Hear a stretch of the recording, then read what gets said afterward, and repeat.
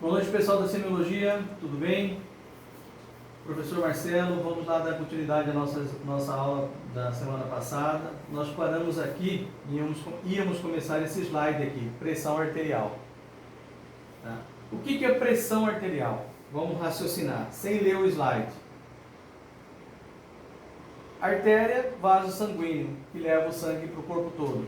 Certo? Pressão da artéria, ou seja, pressão que a parede arterial sofre com a passagem do sangue, bombeada do coração, certo?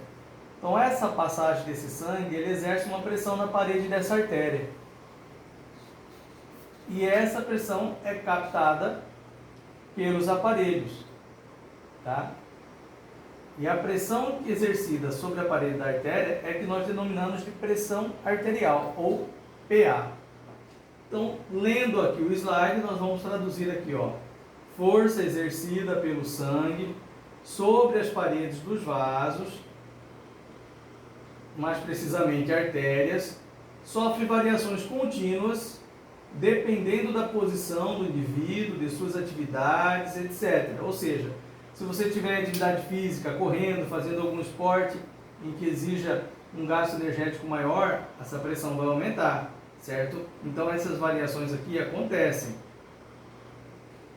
Finalidade: promover boa perfusão dos tecidos e com isto permitir as trocas metabólicas. Perfusão é a passagem, a penetração do sangue em todos os tecidos do corpo humano. E ao penetrar, ao sangue passar por dentro de todos os tecidos, ele faz a troca dos metabólitos, tá? As trocas metabólicas, que são o metabolismo, a biotransformação é feita no fígado, e o sangue leva toda essa biotransformação, que vem dos remédios, que vem dos alimentos, que vem de toda forma de energia que entra dentro do nosso corpo, principalmente através dos alimentos. Certo? Então, isso é a definição da pressão arterial. Vamos continuar aqui. Como que a gente mede a pressão arterial? Bom, até hoje, o aparelho usado é o chamado esfigmomanômetro de mercúrio. Certo? Existe ele na forma digital, o aparelho de medir pressão digital. Mas o importante é vocês conhecerem o manual, o aparelho analógico, para que vocês entenderem como ele funciona, para depois ir para o digital. Tem que aprender a manusear o aparelho convencional, tá? O esfigmomanômetro. Porque senão vocês não vão saber usá-lo. E quando vocês forem trabalhar, na maioria dos lugares não tem o digital, só se você comprar o seu. Eles oferecem o analógico, o convencional, certo? Então, o esfigmomanômetro é um aparelho que verifica essa pressão na artéria, tá? A pressão na parede do vaso sanguíneo, da artéria, denominada de PA, pressão arterial. Ela consiste num sistema para compressão da artéria braquial. Você geralmente afere essa pressão, pode aferir em outras partes do corpo, pode aferir na perna, próximo do tornozelo, tá? Ou aqui no braço. Você comprime com a pressão do manguito a artéria braquial, com o auxílio de um estetoscópio, que é aquele aparelho de auscultar o coração, auscultar o pulmão. Você vai auscultar o que a gente denomina, e eu vou explicar para vocês com detalhe, os sons de Korotkov. Foi o cara que dialisou e pesquisou e descobriu esses sons. Então, recebe o nome dele. E é possível a verificação tanto da pressão sistólica quanto da pressão diastólica. A sístole é quando o coração, o ventrículo esquerdo, bombeia o sangue para o corpo todo. Tá? É a pressão máxima. E a diástole é a pressão mínima. Tá? É do ventrículo direito. Joga o sangue para o pulmão. Certo, pessoal? Então, o aparelho que se mede, que se afere, a palavra correta é aferição, aferir a pressão arterial, é o esfigmomanômetro de mercúrio. Certo? Vamos continuando aqui. Aqui uma foto dos dois aparelhos, o estetoscópio e o esfigmomanômetro, onde nós temos aqui o manômetro e temos todas essas peças aqui, que nós vamos dizer nome por nome de cada parte desse esfigmo aqui, e também do esteto. Prosseguindo. Então vamos lá, no esfigmomanômetro, que é esse aparelho aqui sem o esteto, são as partes que compõem o esfigmomanômetro, tá? Então vamos lá, essa tira aqui, esse tirante, essa braçadeira aqui, ela é chamada de manguito. Por dentro dela, pessoal, é que vai o ar insuflado, tá? Enche isso aqui, ele recebe ar igual uma boia por dentro, e esse enchimento comprime a artéria braquial, fazendo com que você tranque a passagem do sangue nessa artéria. Para a hora que você liberar, o sangue saia com força e você vai ouvir o primeiro som de Korotkov. Certo? Então nós temos o manguito, esse aparelhinho aqui, esse medidor aqui é o manômetro aneroide, porque ele tem um formato de anel, tá? Aí nós temos as vias de pressão, que são essas mangueiras aqui, por onde o ar passa, impulsionado por outra peça aqui, chamada de pera ou bulbo. E o que regula a passagem desse ar através do ar sob pressão, através das vias de pressão, é o regulador de pressão, ou seja, a válvula de pressão, certo? Então, as principais partes de um esfigmomanômetro são manguito, manômetro, que é justamente o aparelho que mede a pressão, as vias de pressão, que são essas mangueiras aqui, tá? A válvula de pressão, que é essa válvulazinha aqui que abre e fecha, e o bulbo ou pera, tá? Então, as partes que compõem o esfigmomanômetro. Se eu perguntar na prova, pessoal, quais são as partes que compõem o esfigmomanômetro? Item por item. Aí vocês vão falar. Manômetro, e para que serve? Manômetro serve para tal coisa, para medir a pressão. Manguito serve para encher o tirante de ar para que exerça a pressão sobre a artéria braquial. As vias de pressão são as cânulas que conduzem o ar sob pressão. Válvula reguladora de pressão serve para regular a passagem do ar, ou seja, o ar sob pressão. Bulbo ou pera serve para pressionar, certo? Seria a bomba que faz o ar movimentar. Então seria essa a resposta que vocês dariam na prova. Continuando. Estetoscópio, pessoal. Para que serve um estetoscópio? Ah, os médicos usam isso aí, ficam enfeitando o pescoço o tempo todo, para lá e para cá. Muitos querem enfeitar o pescoço, mas poucos sabem usar ele precisamente. O estetoscópio serve para auscultar. Nunca falem escutar, tá? É auscultar, o termo correto. Auscultar o coração, certo? As bulhas cardíacas, o som que o coração emite, cada som daquele quer dizer alguma coisa, aí tem a interpretação dos sons. Eu vou dar uma aula para vocês, básica, não aprofundada disso daí, mais para frente, sobre essa avaliação. Ele serve para auscultar os sons que a caixa torácica emite, mais precisamente o pulmão, que através desses sons você identifica uma série de coisas, de alterações, certo? E situações fisiológicas. E serve para auscultar os sons de uma articulação, no nosso caso, a articulação temporomandibular, a ATM, tá? Nós temos a crepitação, nós temos o estalido. E serve também para auscultar os sons de Korotkov, que é os sons na aferição da pressão arterial. Correto? Então, quais são as partes que se divide o estetoscópio? Então, nós temos aqui essas duas borrachinhas que ficam bem aqui, nessa haste, que é acoplada no meato acústico externo, ou seja, no ouvido externo, são chamadas de olivas. tá? Olivas.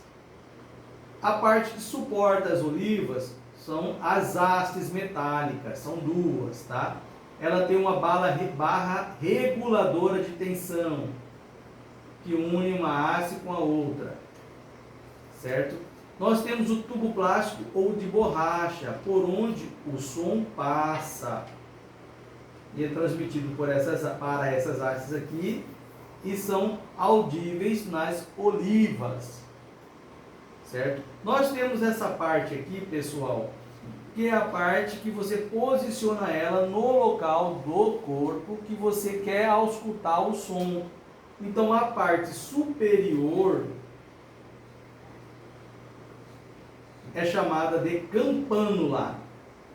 Corpo envolve a campânula e o diafragma. E a parte que você ausculta, coloca em íntimo contato com a região anatômica que você quer auscultar os sons, é chamado de diafragma, certo? Então, se eu perguntar para vocês na prova quais são as partes que compõem o estetoscópio, aqui não é escrito um manômetro, é o estetoscópio, tá? Vocês vão dizer olivas. E para que serve? Vocês vão responder para que servem as olivas, a haste, a barra reguladora de tensão, tubo plástico ou de borracha, campânula, corpo e diafragma. Correto? Não tem mistério. Então está aqui destrinchado para vocês o estetoscópio. E junto com o esfigmomanômetro, vocês vão aprender a usá-los na aferição da pressão arterial, em conjunto. Correto? Vamos prosseguir. Então eu falei desses sons aqui, pessoal, chamados sons de Korotkov. Quantas fases existem? 5 fases.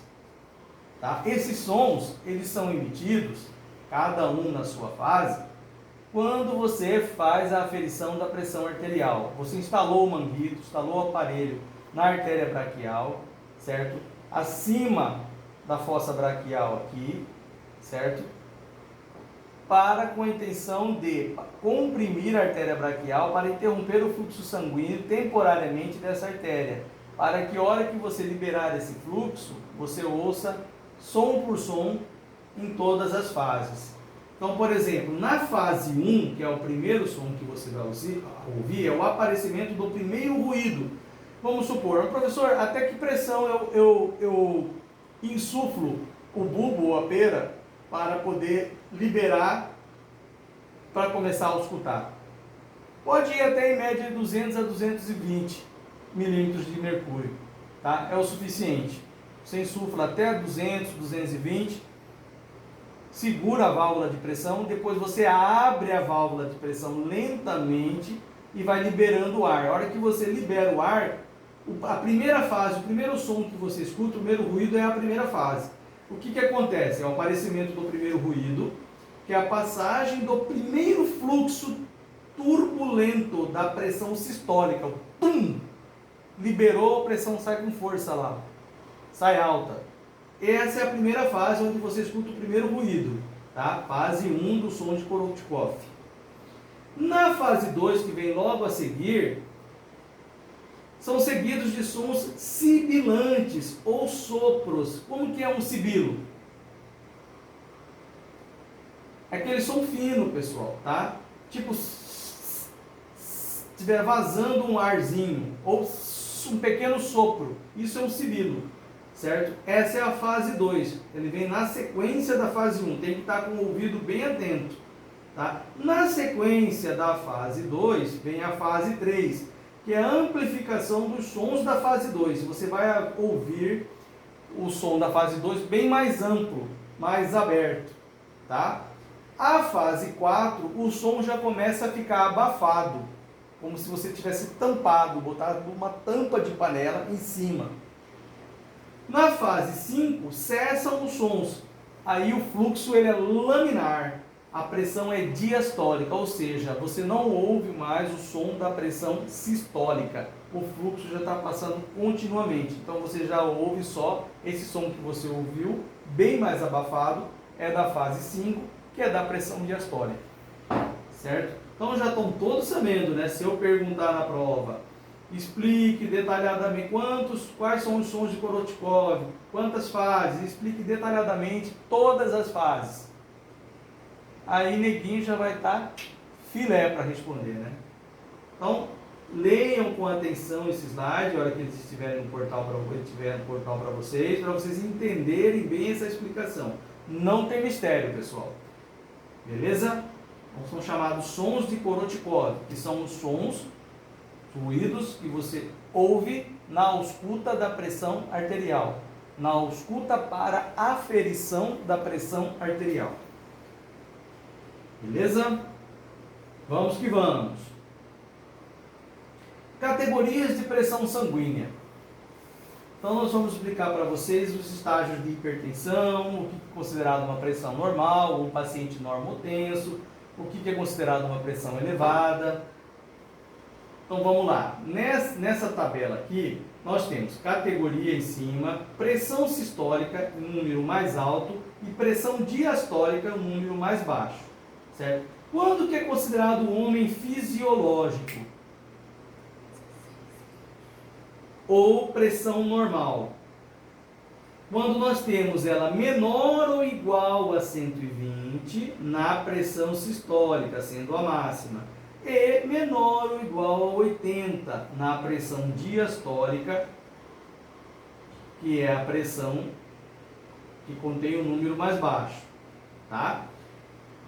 Pessoal, a unidade de medida dessa pressão aqui arterial é em milímetros de mercúrio.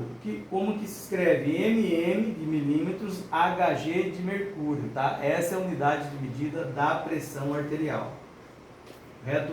Quando nós temos um quadro que o paciente está com a pressão elevada, mas porém ele não é considerado hipertenso ainda, nós temos aqui em média, para a pressão sistólica, nós temos de 120 a 129 milímetros de mercúrio.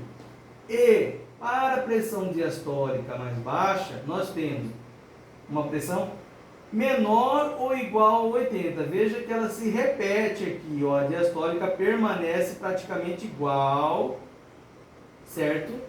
Nesses dois casos aqui, da normal e da elevada. Então, quando você tem um paciente com pressão elevada, mas ele não tem um diagnóstico de hipertenso, a diastólica dele se mantém igual ao de um paciente normal.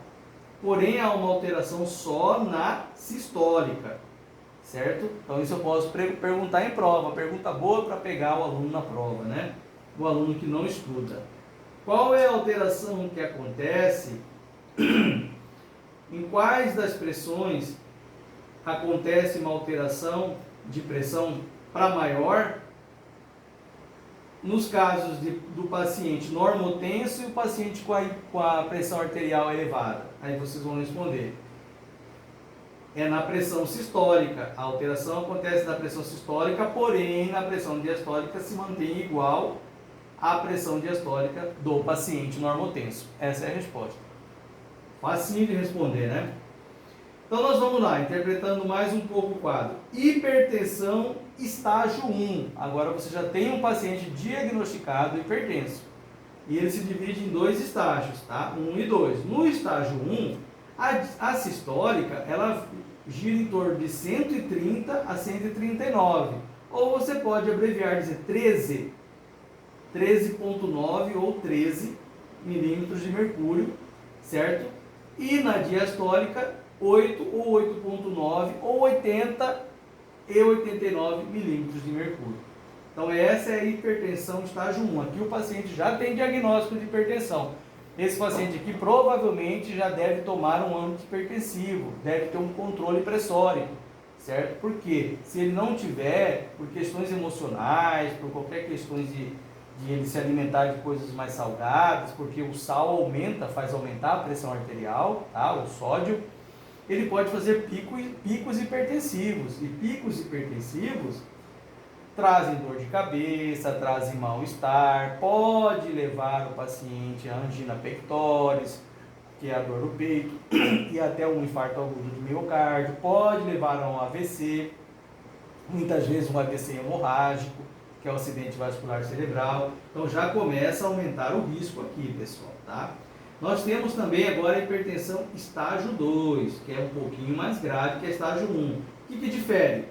Difere aqui nos níveis pressóricos, tá? O nível pressórico da pressão sistólica no estágio 2 é de 140 ou maior, ou seja, o paciente já está com 14 de sistólica, certo? E na diastólica, ele aumenta também, ele vai no mínimo de 90 para mais, tá? Então os níveis pressóricos dele aumentam.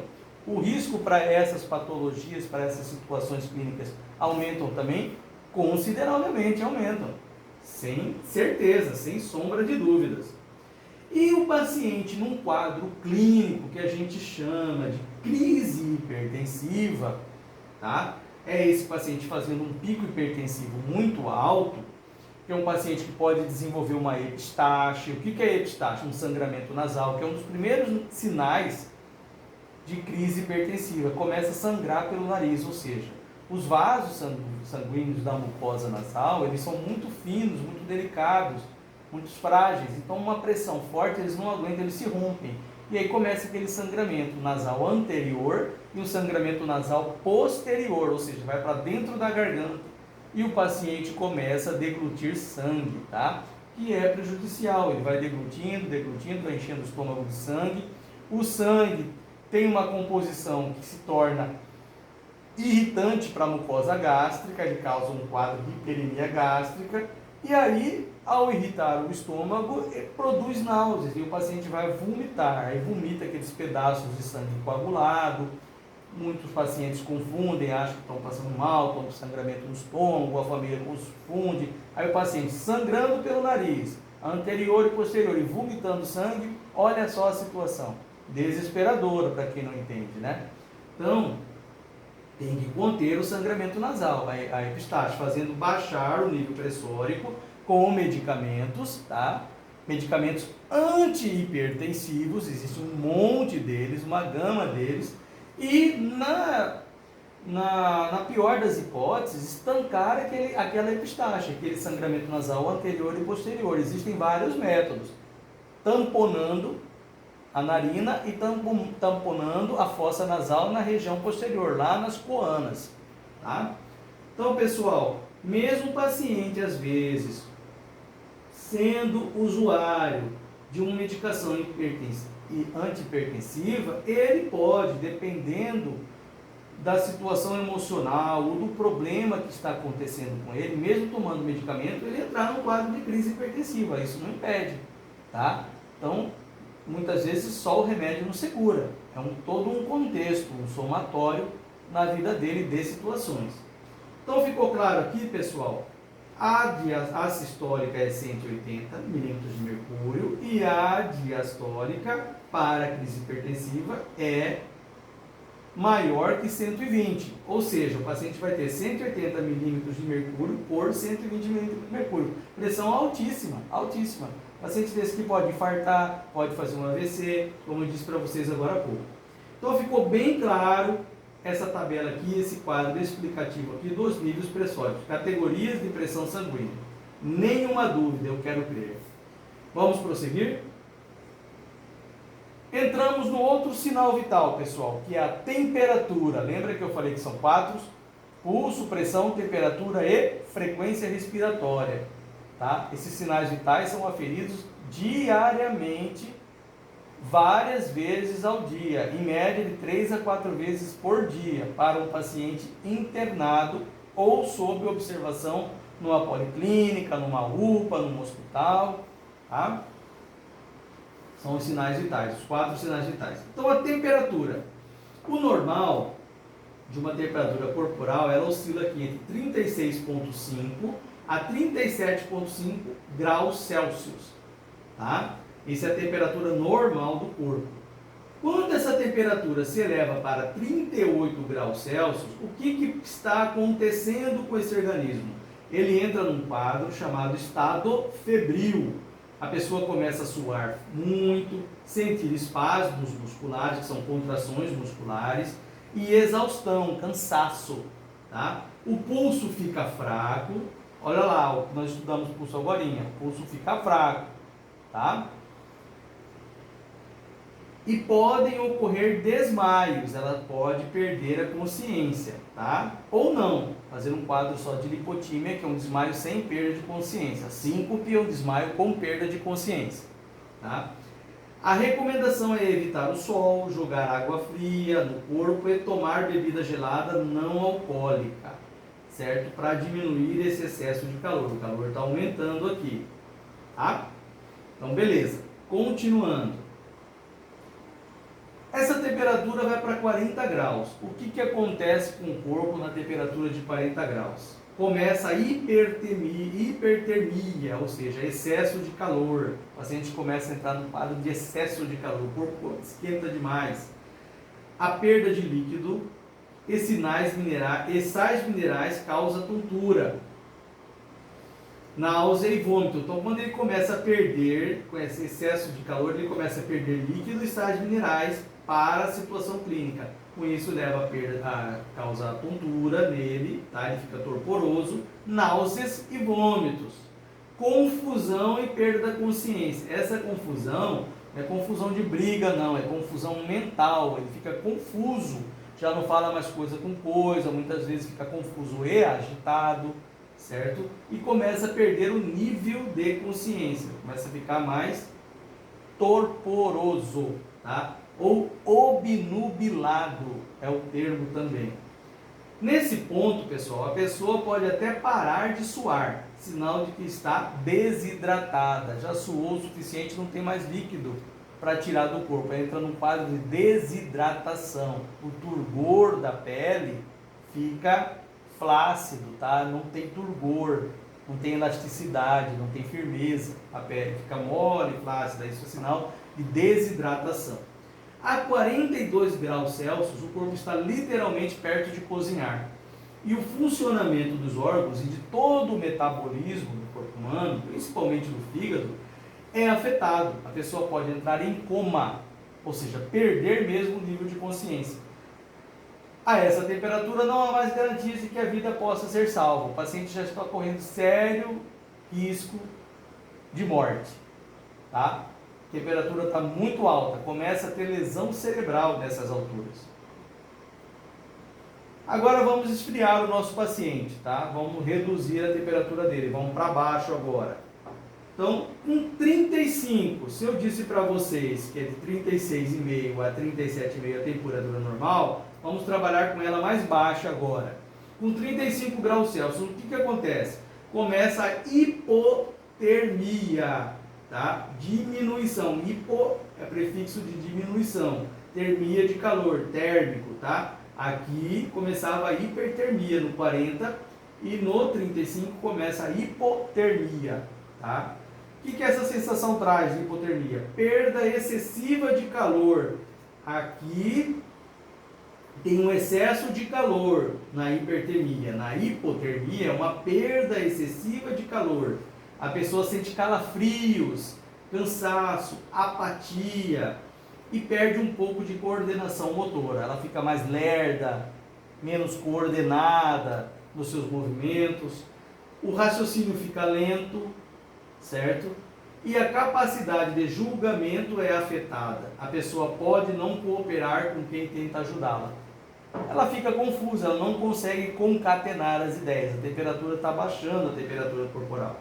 A 30 graus, pessoal, a temperatura já está bem baixa, além do normal. O que acontece? Nesse patamar, o fluxo sanguíneo no cérebro diminui. Se está diminuindo em tudo quanto é lugar, por que não vai diminuir no cérebro? O organismo tem que segurar o máximo que ele pode, preservando os órgãos vitais. Mas chega um momento que ele não tem mais como segurar nada. Até o cérebro começa a sofrer as consequências. Tá?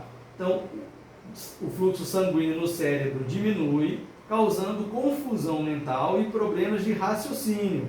A frequência cardíaca pode chegar ao ritmo de apenas 1 ou 2 batimentos por minuto, certo? Situação em que a pessoa parece estar morta. Simplesmente a pessoa está totalmente largada.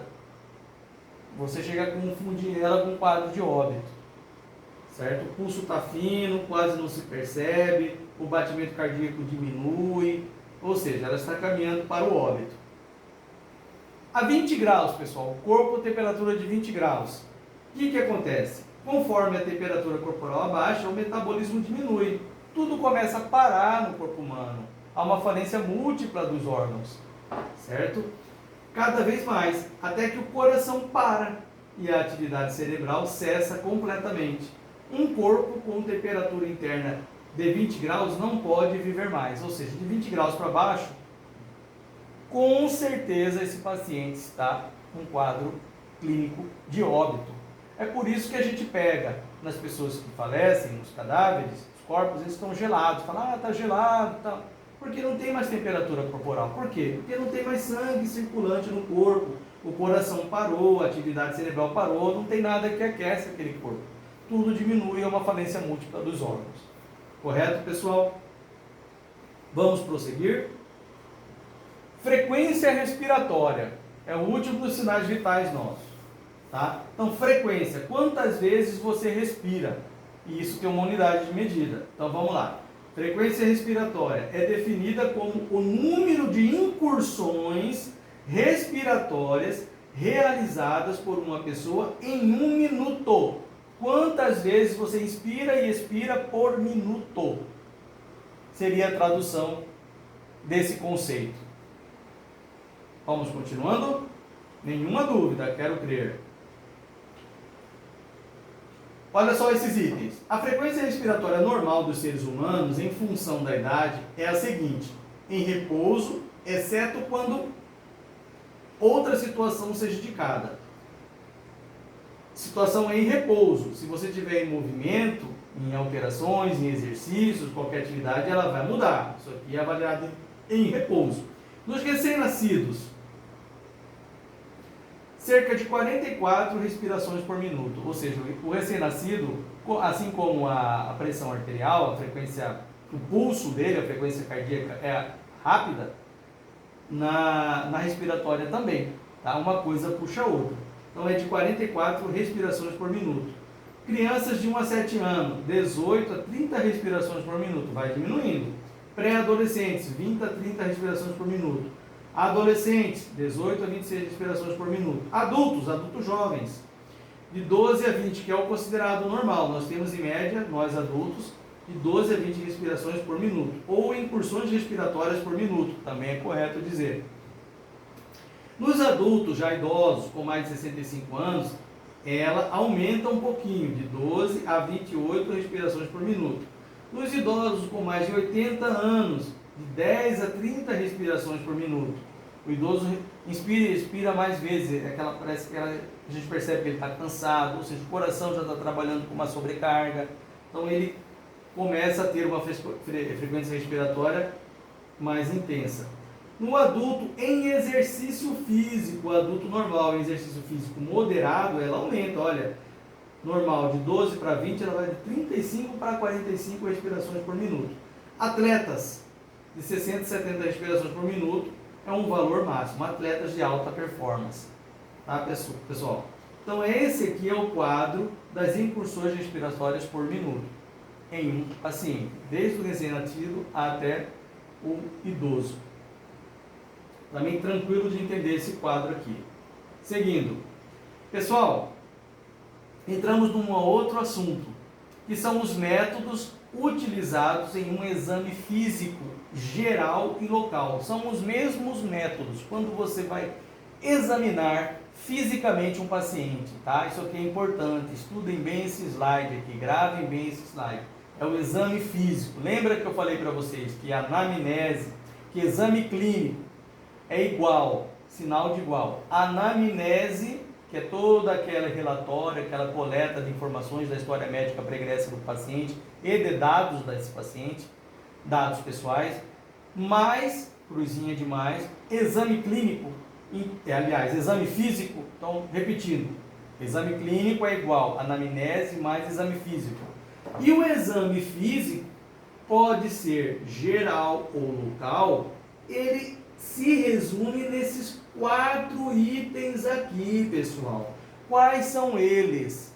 Inspeção, palpação, percussão e auscultação, tá? São os 4 exames físicos, métodos do exame físico que vocês precisam dominar. O que é inspeção, professor Marcelo? Você está no seu consultório, você está no seu ambulatório, o paciente entrou para falar com você, tá? Na hora que ele abriu a porta do seu consultório, você já bateu o olho nele, já fez uma leitura nele, tipo um scanner, da cabeça ao pé. Você já inspecionou ele todinho, você viu que roupa que ele está usando, como que ele anda, se ele está com andar torto, se ele está com a cara de sofrimento, sentindo dor, se não está. Você já fez uma leitura de todo o biótipo dele, certo? Isso é inspeção, é inspecionar o paciente. Você já escaneou ele antes dele abrir a boca para te dar um bom dia, tá? Palpação. O que é palpação? Existem técnicas de palpação. É você tocar no seu paciente, examinar, saber palpar o abdômen, o que você está querendo palpar, se você vai sentir alguma massa ali dentro, algum volume, certo? Se você vai sentir uma elevação no membro, é saber palpar aquela elevação para identificar se é um edema, se é uma massa, se é uma tumoração. É palpar, é examinar. Tá? Percussão também faz parte do exame físico. O que é percussão? Lembra do som? Ah, percussionista, a pessoa que toca instrumentos de percussão. É isso, é sons que você ouve batendo, percutindo, batendo com a mão, com os dedos. Você vai ouvir sons timpânicos, certo? Maciços, sem som. Então, é a emissão do som que a hora que você bate, você vai interpretar o que está acontecendo dentro de uma cavidade, e só cavidades emitem sons. Por exemplo, a cavidade torácica, cavidade abdominal, emitem sons. O dente, quando você percute no elemento dentário, percute no longo eixo do dente, batendo na coroa, o paciente vai relatar para você um sintoma. Se dói, se não dói, se a dor ficou contínua, se a dor foi pulsátil. Ele vai descrever para você de acordo com a batida que você deu. E nessa batida aí, na percussão que a gente chama vertical em longo eixo do dente, horizontal, ou seja, de palatino para vestibular ou de lingual para vestibular,